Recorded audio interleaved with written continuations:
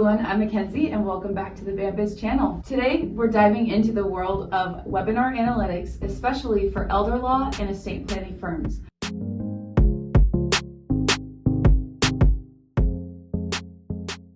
Webinars are a great way to educate potential clients, but how do you know they're working? The answer is data. When it comes to webinar analytics, things can get pretty confusing, but let's look at the key metrics to track your law firm. First, registrations versus attendance. Track how many people register compared to those who actually attend. This shows if your ads are effective and if your topic is interesting. A high drop-off rate might mean the timing, reminders, or content value need improvement. 2, engagement during the webinar. Look at comments, questions, and resources downloaded. High interaction means your content is engaging and people are interested. Track how many attendees stay from the beginning to the end. If many drop off, your content, pacing, or duration might be off.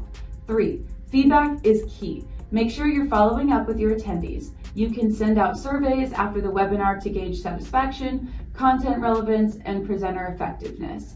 This feedback helps you understand what worked and what didn't, so you can improve your sessions in the future.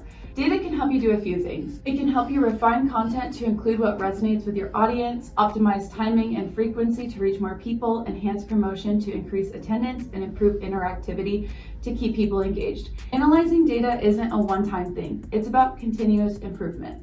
At Bambiz, we specialize in helping elder law and estate planning firms with digital marketing, including webinars. We can help you reach, engage, and convert your target audience. Ready to take your webinars to the next level? Schedule a free 15-minute call with Bambiz today and let's unlock your webinar success.